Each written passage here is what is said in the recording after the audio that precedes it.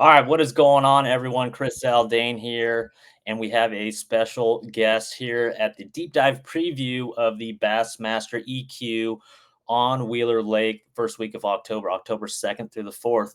And he is the original Wheeler King, Mr. Sam George. How you doing? Oh, we're good. I don't know about that, but I'll take it. But no, So we're as doing I'm looking good. at as I'm looking at the map here, and I'm looking at the jacket you have on and the nice, beautiful stars and background, you're somewhere here in Huntsville, Alabama, which is North Alabama. What are the temperatures like there right now? I mean, the tournament's going on this week. The guys are practicing, but what's the temperature going on? It's been kind of unseasonably hot, Yeah. especially the last week or two. I mean, it's honestly, I closed my pool up 2 or 3 weeks ago, and I wish I hadn't. But no, it's steadily, just kind of cooling off. We haven't had one of those just drastic cold fronts. We had one kind of come through that first week of September, which is very typical. But I mean, we had temperatures in the 90s last week. So, So I can tell you but exactly right now, looking at the app, it's 74 degrees there right now. That's a nice, right. beautiful night. Right. That's about perfect. That's about perfect. But as you can see on the app, instead of like one of those fall, cold fronts that just totally changes an entire lake overnight, Right, it's kind of just steadily falling off this year. right. And, which is typical, but I mean, we're, basically getting into the first week of October. And I mean, we're still wearing t shirts and shorts, Yeah, So no. Yeah, it it's, seems like it's the summertime, especially like here in Texas as well. I went fishing the other day and man, we all know how tough it gets in September. Most of the South from Texas all the way down there to Georgia, heck, even out there in California, the September fishing is pretty brutal. But as we get into the first week of October here on a on a river lake on the Tennessee River, Wheeler Lake is between Lake Gunnersville and Wilson Lake, of course, Tennessee River. This thing is 59.96 miles long. So if you look here from the Gunnersville Dam all the way to the Wilson Lake Dam right here, this is 59 miles long, dude. I mean, that the EQs, I mean, was there like 135 boats or something like that? I mean, this place is going to fish big. Yeah, I think so. I think there's going to be, quite a bit of stuff going on. I mean, Yeah. I think that, really from literally one end to the other is going to be a factor. Typically, like, when we had the Elite Series event here, I guess last year, Mhm. which we kind of all expected based on the conditions of the lake, I figured 90 to 95% of it would go down out in the Decatur area. Which And is this year, and the time of year, I mean, I expect every end of the lake to play 100%.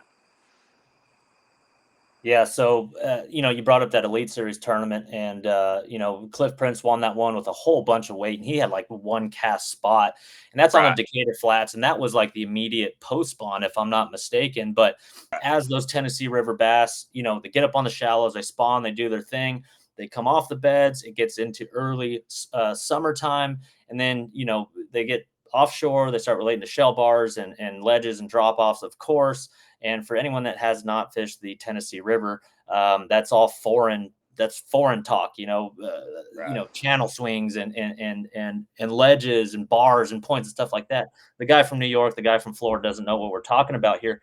But in the month of October, first week of October, how about your buzzbait guys? How about your popper, walking style topwater bait guys? I mean, is it going to be that kind of tournament where a guy can really target some of the clearer water areas, some backwaters, or even up there at the tail race of the Lake Gunnersville Dam there? Is that something that they could kind of run like a pattern they could run where they're specifically targeting a certain type of water clarity? Right. Stained water, buzzbait guys, frog, whatever it is. Yeah, absolutely. 100%.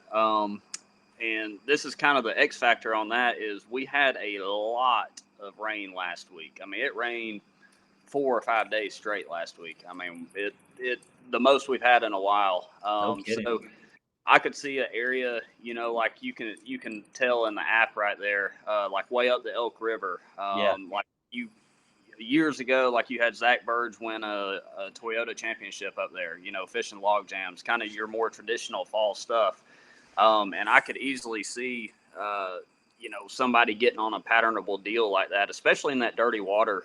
And the cool thing, like what we were just going over with real quick with that app, is how quick you can break down a body of water. Like if you get on a deal, like say, this stained water with channel swings and laydowns and this and that, instead of, having to burn so much time, running area to area just to be disappointed, you can go in there and see immediately, what you're trying to get watercolor wise, And I'm and telling kind you, of connect the dots. So, I've and that's just a traditional fall deal, yeah. And I've been in that situation, just like you said, in the fall where I'm on the Tennessee River, 59-mile long lake. If I'm keying in on, the stained water in that Decatur Flats area or way up the Elk River here, and let's say I want to try to expand this pattern down towards this dam here. Well, I know from experience that's where your clear water is going to be. But for someone that's not from there, oh, hey, I want to go try some new stained water with this black buzzbait around some grass. But you go down towards the dam, and as you can see here, that's where your clear water is. And for experience, king of wheeler like yourself, that when you're running that stained water, exactly where to look. But in this case, this feature kind of really helps, and it really does. I mean, it definitely guides you, and hey, look, and we all get stubborn as tournament bass fishermen when you don't listen to the fish. You want to catch them on a buzzbait, you want to catch them on a frog, you want to catch them on a swim bait. You're going to put yourself in the most optimized areas for conditional wise, for those specific techniques. So, but yeah, definitely top water thing, right? I mean, there's got to be. Yeah, I think so. I mean, when we've had events here, recently, it's always been kind of the spring, kind of transitioning into the post spawn deal. When that happens, there's really only 1 to 2 areas of the lake that I prefer. And, Yeah. that's always the Decatur Flats and typically kind of mid to lower end of the lake. And Okay. I mean, I spent a lot of time on the lake this year, here around the house, and I never really, that mid to lower lake deal, it just never really fired off this year. I noticed a lot of trash fish this year, like carp and catfish and stuff like that it kind of moved in on some of those places. And it seemed like to me, a lot of that kind of Decatur area to up the river seemed to be better this year for some reason. But I think that this time of year, it opens up so many more areas, and the majority of that reason to me is based on the weight. Like, okay. I mean, we saw it with Cliff Prince, and I said it, doing some stuff with Bassmaster and everything. I said this would not surprise me if a guy found a 1 cast deal and can make it last for 4 days. I mean, It was like right. It was like right there. And for those, again, for those of you who don't know, Tennessee River, the current comes from Lake Gunnersville, which is, this way. But the current rips down this channel right here, just keeps ripping down. There's these current breaks right here, but the current washes over. It starts to wash over onto the Decatur Flats right in this area. And there are so many high spots and shell bars all through this area right here. And this area alone, I mean, how long is that? I mean, that's what, 6, 7, 8 miles. I mean, that's a big area itself. Right. And that's kind of the deal. Like, I mean, I have seen unbelievable amounts of current come down that river channel, and that's just where it opens up. And yeah, I mean, I've seen it year to year. Like, we'll have crazy flooding in the wintertime, and you'll see those shell bars and gravel bars like actually shift with the current. Wow. Because we'll get so much of it based on flooding and this and that. And it kind of changes a little bit every year. Yeah, but that time of year that we've always seen, most of the time they're aggressive. It's kind of late April, May, time period, like shad spawn stuff and everything. But this time of year, I just don't expect weight wise to see what we've seen in the past. We haven't had one here in the fall in a long time, which to me, I kind of like because it opens up so many areas of the lake. Like, I don't typically that time of year, what we've seen in the past schedule wise, I don't spend a lot of time in the Elk River because I don't feel like I've had some magic days up there, but day in and day out, like, you're very capped at 16 to 18 pounds. But in this event, I think it opens up so much of that. Like, you can get up there in that dirty water and get on that deal and run that pattern, especially using the app, and just cover so much water. Like, a good day, you're right where you need to be. Yeah, that dirty water starts about halfway up, about right here, and then moving Right. up the Elk River. And that's a player too, right? It's a bunch of flats, and there's like Yep. sporadic laydowns. I mean, and it changes every year, like you said, as that water level changes. Going back here, looking at the water level here, I mean, it's fallen. It's 2.11 feet low, and just over the last couple days here, like you said, with that rain last week, I mean, it was a good foot and a half higher than what it is right now. So those guys, once again, are going to be dealing with falling water levels, falling air temperatures, falling water temperatures. So, and just like you said, I think it's going to be a typical grinder early fall type tournament where they're not really busting, chasing shad too much. And you talk about, summertime ledge fishing and hot water, and it's not like May and June where they're just getting out there. These fish have been busted on, they've been casted on. And there aren't really big schools out there on some of those offshore spots. Or correct me if I'm wrong. Right. Yeah, I think it's very, very singular still. Yeah. I think it's more of I think it's going to be more of a late summer deal. I mean, the water's still relatively hot, and I mean, they've just been kind of drug on through these hot days for so long. Like, they're not, the big schools have been busted up pretty bad. I could see it. Honestly, I could see, a guy chasing an individual fish, with forward facing sonar. And then I can also see guys, catching them shallow, doing traditional fall techniques. And then obviously the elephant in the room is going to be something like Guntersville Dam, which will 110% be a factor in this deal. No kidding. Yeah. I was wondering about that. I wanted to ask you about that because, I mean, going back to this flow chart here, and by the way, like, okay, so these high spots, these peaks, that's 65,000 CFS, and you could pretty much point out when and where the fish bite. Optimal current, of course, positions of bait fish, etc. But like you said, the Guntersville Dam up there. Going back to the map, and we'll swap out of water clarity, and we'll just do like water inflows here. Let's go to here. Let's X out of that. What's really cool about this is it shows where all the little water inflows, like you said, it rained last week, so there's some residual water flow in some of these areas here, some of these feeder creeks, and any little current influence, positions bait fish, positions the bass. But as you mentioned, this little area right up here, I mean, that's Lake Guntersville. That's Lake Guntersville right there, and all this water is pumping out, sometimes over the spillway, but when they crank out that 65,000 CFS, all these fish position on all these little rock piles and things like this here. But how big is that area? I mean, how many, like, okay, so maybe 4 or 5 guys start up there. Are all of them going to catch fish? If you want the honest truth, there's really only about 3 or 4 places that they really get on, especially with that much current.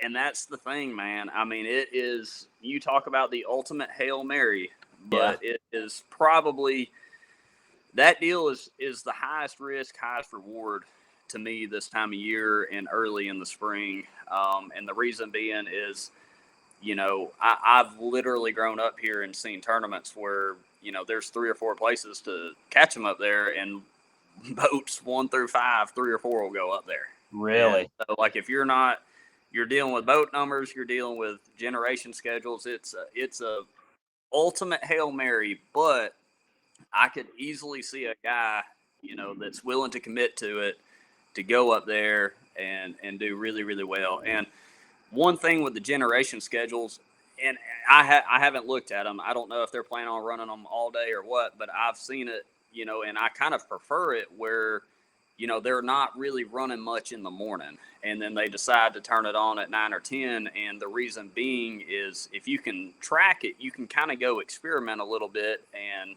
a lot of times in a big tournament situation, guys will kind of back out. They'll go up there and kind of get disappointed right off the bat. Right. And and you're given a bite window, and it may be first thing in the morning, it may be at 10 o'clock when they turn that current on, it may be 12 o'clock. I mean, I've seen it at 1 or 2, and you catch 20 pounds, and you've got, 45 minutes to get back. So it's very, like using something like this app, it's very crucial. I mean, it's the ultimate number one rule up there is watch that schedule, and that's your bite window. But like once they start cranking that water, will they turn on immediately, like right when that water starts turning on? I wouldn't say immediate, but it ain't far from immediate. Okay. I mean, it don't take long. We've seen it on other lakes. I think one of the best examples was, oh man, I don't know what year this was, probably 2010 or 11 at Pickwick when Davey Hite won. Yeah. That final day, like it was just a grinder, and they finally turned the water on. I think it was at like 12 or 1 o'clock, and he caught everything he caught in like 30 minutes. Giants too. Barely came back, and won the tournament. Yeah. Right. Yeah. So now the question is, obviously Saturday you're going to deal with local traffic, but Thursday and Friday, can you get on the same stretch, and are you willing to roll the dice if the generation schedule changes? Like, are you mentally tough enough to sit there till 11 or 12 o'clock without a bite and hope? And you're talking about just milling around, like just this area right here. I mean, can you make it all the way up? Yeah. For like you can get pretty far. Honestly, it's one of the less sketchy ones out of anything on the Tennessee River. Okay. But there's some stuff further down as well. But for the most part, your traditional tailwater fishing, I mean, you can look at it on a map and tell, like, there's not a lot up there as far as current seam wise go. I mean, it's pretty obvious structure. So they're smart. But, I could see a Tennessee River guy, fully committing to that and probably doing pretty well. What about baits, like bait wise up there? Is it a swim bait thing, or is it, minnow thing? Yeah. I could see, with like if the current's slow, say you get up there and you have a stretch, it may be a wing wall, it may be a barge side, it may be, something relatively obvious and simple and, not much current and, a minnow playing a factor, where you can, effectively fish it. But after that, I mean, once the current comes on, I mean, it's pretty basic, big swim bait, scrounger, spinnerbait, chatterbait if it's dirty, just kind of traditional, current fishing stuff. So it looks like, Sam, and by the way, this is very, very accurate. All the data is pulled from, the latest, greatest, weather satellite sources or weather sources. And as I look at the wind effects map here, let's say I am fishing down, right below the Gunnersville Dam here. And this is Thursday, day of the tournament, morning of the tournament, 10:30 a.m., October 2nd, Thursday. Looks like we're going to have some southeast gusts, gusts to 16 miles per hour. But southeast means, that dam is protecting you from that wind. But let's say you go there, you're discouraged, maybe catch 1 or 2 fish, and hey, I want to go fish the Decatur Flats at that same time. And you run all the way back down. You get there about 11 a.m. or so. And as you cruise back over to the famous Decatur Flats here, I'm seeing red, and red means, 8, 9, 10 plus mile per hour winds. But as you can see here, that is ripping right through the flats right there. And for the scopers, those guys, I mean, put your hair in a ponytail and just put your butt seat in and get after it, man. Yeah. I mean, you'll see that too, right? You'll see some of these younger guys that they'll be minnowing out there, fishing for single fish out there along the flats, even in those, 10, 12, 15 mile per hour gusts. Yeah, 100%. I mean, and the cool thing with that app, like where it shows how rough it gets and as far as like the most affected areas, like we were talking about, an area like the dam, you probably won't even know that, the wind's blowing up there. And honestly, I would kind of prefer it because it's going to make that current go a little quicker too. It's going to be blowing kind of straight down the pipe. Now you get somewhere like the Decatur Flats. I mean, that's actually, it's kind of funny. We've always joked around here, everybody talks about, wind out of the east, fish bite the least. Well, here, they actually bite better because it's going with the current. With the current, right? Right. So it'll be a factor. The benefit, though, especially looking at the wind direction on here, is your trolling motor is going to be facing into the current and into the wind at the You'll have same more time. control. Where I could see it being a issue is you start messing with any kind of west to northwest wind where it's blowing down the pipe and you're fighting, the current coming down, and you're basically like, if you just let off the trolling motor, you're doing figure eights out there in the same spot. Right. That's where I could see that being more of an issue. But I think as long as it's going with the current, you can survive. Yeah, that's a good now, point. obviously, 16 miles an hour is pretty quick, so it'll make it a little difficult. And on top of that, it's we're one of the shallower Tennessee River lakes in that area. So you're going to be dealing with big waves on shallow bars, and trying to be stealthy with very pressured late season fish. So I don't know. I don't know how that'll work out. So for the guys, okay, so obviously the Bassmaster EQs, coming up this week, there's a lot of young anglers that are really, really good with their electronics. Let's say there's a couple seasoned guys there, maybe a guy that wants to get back in the Elite Series. He loves throwing a buzzbait and a plopper. Like, one of my favorite techniques in October, early fall, is trying to find big, single, shallow largemouth. I mean, real shallow, 1.5 to 2 feet of water, throwing a whopper plopper or a giant double buzz or something that makes a lot of noise, covering a lot of water. Now, obviously, on day one at 10 a.m., I'm not going to be fishing these banks right here that are getting smoked by the wind. Can a guy target some little kind of more subtle spots, kind of like that right there, or this right here, and just chuck a plopper or a buzzbait? Right. Almost running away from the wind. I mean, is that possible? Is that doable? I mean, can a guy catch them doing that? Right, 100%. And not only just that is, you can kind of tell, just on the shade line situation. Yep. Like, you're going to not only have the wind in your favor to do that, and I'm not saying you can't go that windy side, and honestly, it can probably play in your favor a little bit. You may have to adjust with a plopper or whatever and change over to a spinnerbait or a chatterbait with the wind blown stuff. But as far as the topwater goes, like what we're talking about, kind of that south side of that lake that's protected, you can easily tell pockets are, they're going to be not only protected by the wind, they're going to have the good shade lines. You can tell the depth on them pretty easy. You can find the steeper banks and just effectively cover water in a very, very short amount of time. See, that's a good point, and that's why I have you on tonight, because you are a very methodical fisherman. You think past, just the wind. You mentioned the shade when you have the wind and the shade, or lack of wind with the shade line, throwing a big plopper or buzzbait or something like that. That's the level of thinking it takes to win or do well in these Bassmaster EQs, Elite Series, Opens, whatever it is. But you always have to ask yourself, why is that fish there? How can I duplicate this? Right. Over 3 days of pressured fish against hammers, you always want to take it one step further, and using every single tool you have at your disposal is how you get ahead. I mean, it really is experience for one, but having tools on your tool belt and using them is the key to success, without a doubt. How about like something out in front of the dam here? I mean, I know it's not a tail race, but it is a man-made vertical wall. Dude, like, I've seen tournaments. I've seen Aaron Martins fish the face of the dams on the Tennessee River, but like, let's say we have a little bit of wind blowing right there on the face of the dam. Is that something you could target as well? Maybe suspended fish off the vertical walls like that? Yeah, 100%. Especially with the amount of technology we have now with forward-facing sonar. I mean, back in the day, I grew up fishing that a lot, and we just kind of had to fish. Like, we would catch them, like back in the day, like we'd pitch a 1 ounce jig down the concrete. Really? And, crank it, and we would. I actually learned it on the Coosa River. We used to catch them like cranking the log jams, like submerged log jams, like 15, 20 foot deep. You'd catch them almost like cranking timber.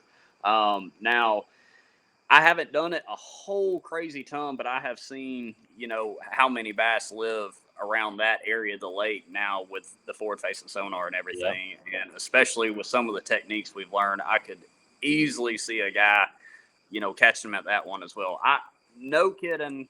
The final day of this tournament, I fully expect someone to be in that area, somewhere up that Elk River, somewhere mid-lake, somewhere on the Decatur Flats, somewhere halfway up the river, and someone at Guntersville Dam. I think the Wow. whole entire All lake is over. going to be a factor this year.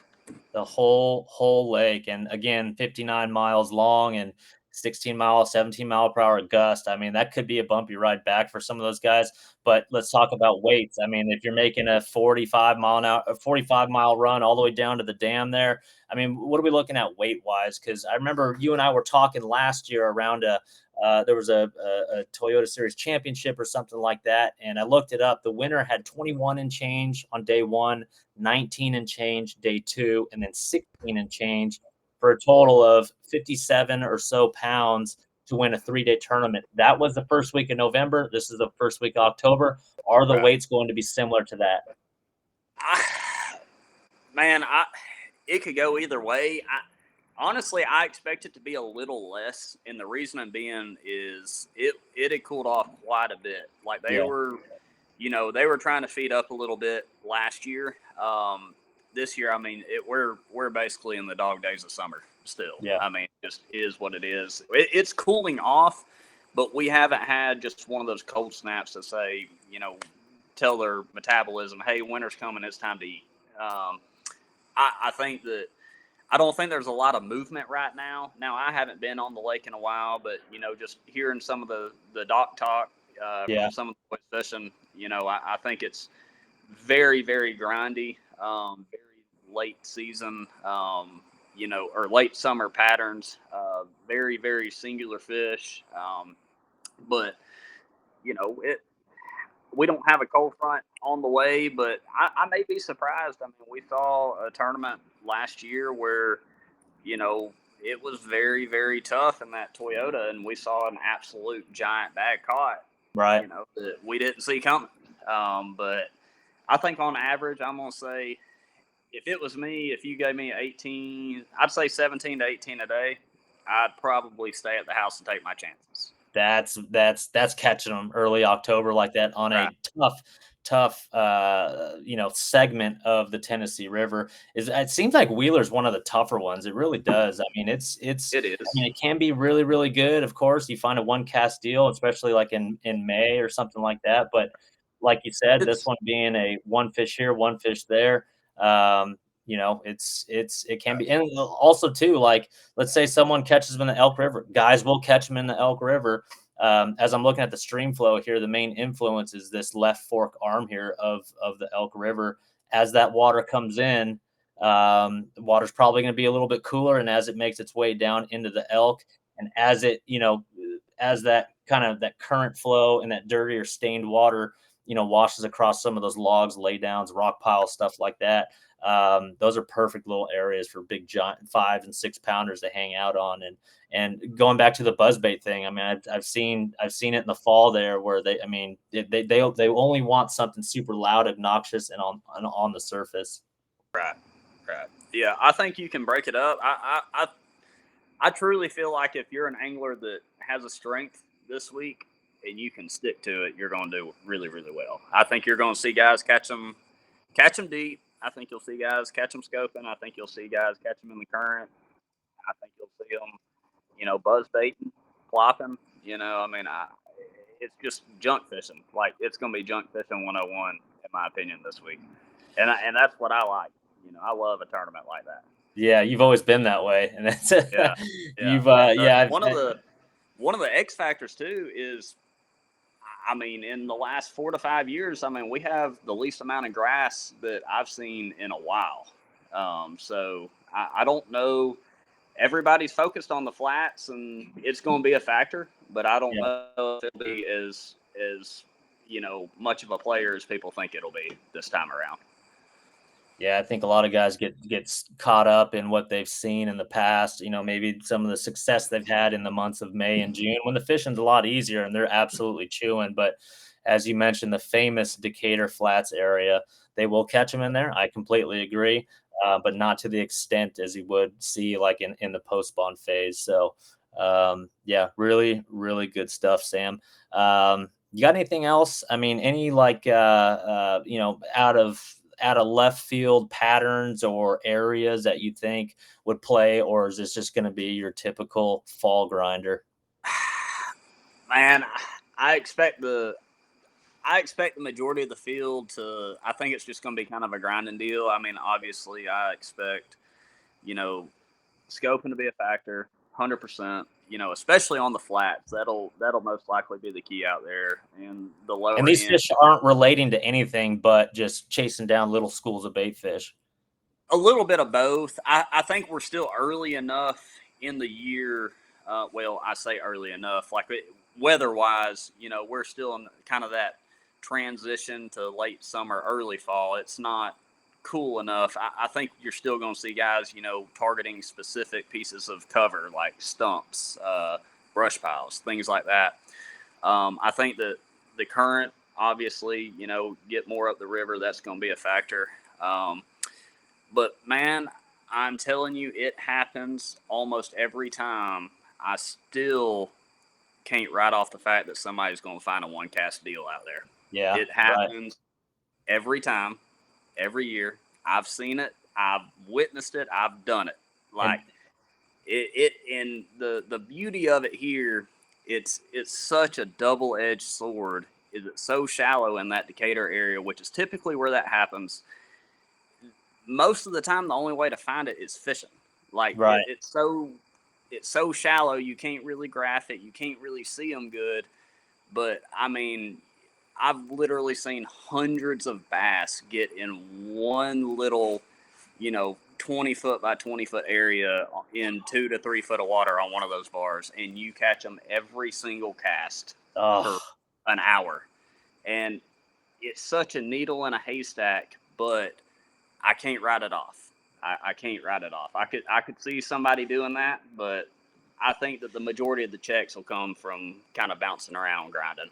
bouncing around. Yeah, I like it. And as you say that, and you think about the whole Tennessee River chain. I mean, this is a big, a big chain. And as you can see, the deep dive app's got all these different lakes featured here, but all the way from Kentucky Lake, Pickwick, Wilson, Gunnersville, Chickamauga, Watts Bar, keeps going and going and going. But this one here that we're highlighting here tonight is really a unique one, and it is one, just like you said, where you'll see hundreds of bass on one tiny spot, 1.5 to 2 feet deep. You cannot find that on Gunnersville. You cannot find that on Chickamauga. Only on Wheeler Lake will you find something like Yeah, that. it's a weird one. It's a thorn in my side sometimes, but I've seen it do some magic stuff as well. So Well, right on, man. Well, yeah, hopefully some of the Bassmaster EQ guys will catch a glimpse of this little interview here, and maybe use some of the features on the Deep Dive app to help them through the week. I know a lot's at stake. The winner will get a Bassmaster Classic berth, and then the top 10 in points after the next tournament, which will be on Lake Okeechobee, I believe. All the top 10 will make it to the Elite Series. So yeah, so a lot of stake, classic berth and Elite Series bids. So Sam, I appreciate you for coming on, man. I want to thank you so much for taking time out of your hunting season and your beautiful back porch where it's exactly 73 degrees out there. Tell the family we said hello, and it was really good talking to you, buddy. Appreciate it so much. I'll do it, man. I appreciate you guys having me. Thanks a lot, dude. We'll talk to you later. See ya.